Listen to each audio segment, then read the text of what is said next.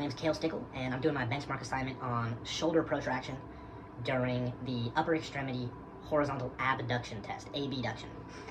First things first, going over the horizontal abduction test itself. It's done in the anterior view, and we're going to be looking for compensations. So those three compensations that we normally see during the test are an elevation of shoulders, like a shrug almost.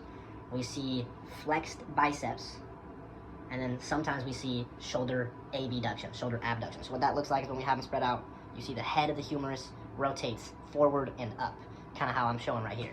So to do the test, you're gonna have your client stand upright with the back along the wall, keeping your shoulders down if you can, putting your arms straight out in front of you, 90 degrees, and we're gonna keep our thumbs up. You're then gonna instruct my client to spread out your shoulders like this as best you can and try to touch your hands to the flat wall behind you.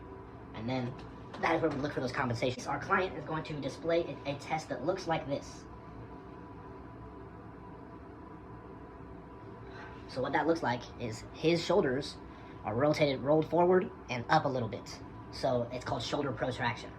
The reason we have shoulder protraction in this specific assessment is usually because of an overactive pec major, pec minor, and underactive lower traps and rhomboids. Also, an underactive rotator cuff could contribute to that, but those are some of the main muscles that contribute to this compensation that we see. To deal with these compensations of this client with the shoulder protraction, we need to inhibit overactive muscles, we need to lengthen shorten muscles, we need to activate the underactive muscles, and then we need to integrate and get those muscles moving in a dynamic motion to make sure that they're working together and functioning properly. So we need to, first things first, is to inhibit those overactive muscles being pec major, pec minor. To inhibit that, we're going to be doing some self-myofascial release on the pec major and pec minor using foam rolling techniques. And to be doing SMFR, self-myofascial release, you're going to need something like a foam roller. I have a slightly deflated basketball, it could work just fine. And we do want to make sure that our client isn't displaying any contraindications, like open wounds, bruising, in the area of the SMFR, nothing that's very painful, or recent injuries or surgeries. If our client does not display any of those, we can definitely get into the action, and what that looks like is getting into a tripod position. Notice my back foot is stretched out like this. I'm going to be using that to rock, and I'm going to be stretching this same side arm out forward. We're going to be doing one side at a time for about 20 to 30 seconds each, maybe 2 to 3 reps each day.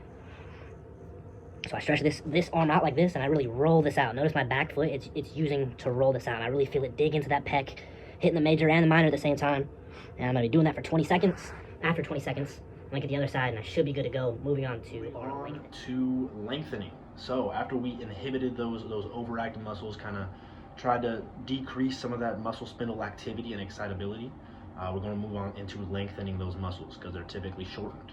So to lengthen those pec major and pec minor muscles, I will show you a stretch, static stretch, and a dynamic stretch that will lengthening techniques. We're going to be lengthening that pec major and pec minor. We just got done inhibiting it with the SMFR, and so the stretch that I want to be doing is, I call this the dowel stretch. So you're going to instruct your client. Again, we want to look for contraindications like surgery, recent injuries in that area, wounds, bruising. If our client does not display those things, then we should be good to go.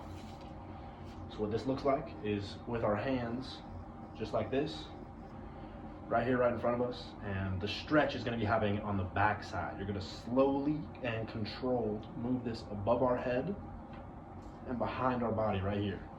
I'll turn to the side. Right here, we're going to hold it for 3 to 5 seconds before completing the motion, coming back. I want at least 10 to 12 reps, and I really want to hold that back position for 3 to 5 seconds to get it. Then moving on, we need to activate the underactive muscles. So those underactive muscles that I noted would be the lower trap, middle trap, and the rhomboids. So those are going to be back here in the back. And to activate that, we're going to be using isolated strength exercises. And I will show you onto our strengthening portion of the exercise continuum. We want to isolate the rhomboids, middle trap, and lower trap, and strengthen them using weights, using exercises. And so the exercise and movement that I've chosen today is the bent over row. Using barbell, any weight that our client can handle. Again, we are looking for contraindications, major surgeries, injuries, bruises, pain. If our client is not displaying those, then we should be good to go. What this looks like is just a regular barbell row. From the side, you're going to be bent over, keeping that back flat right here, slight bend to the knees, and this is going to be a little bit wider than the shoulder grip, and we're going to be rowing. You really see how my chest is getting pushed back, and I'm squeezing my rhomboids in the back. It's like this, letting this drop, rolling this up. Just like that.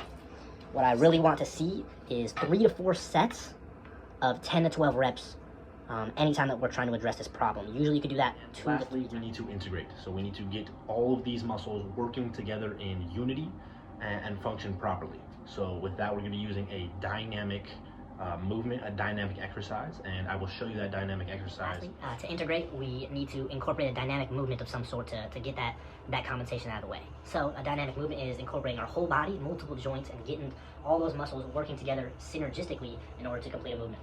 The exercise that I have chosen is the single leg, bent over, row to rear delt fly. So it's back and forth. We're going on single leg. We want to keep our abs tight and we want to keep our balance straight. What it's going to look like for one side is this.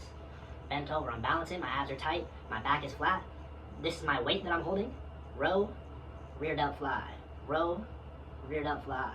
Row, rear delt fly. We're going to be doing 8 reps on one side and then we're going to switch to the other side. And I'm going to be prescribing 3 to 4 sets of 12 to 15 reps 3 to 5 times a week, keeping it at RPE 7 to 8.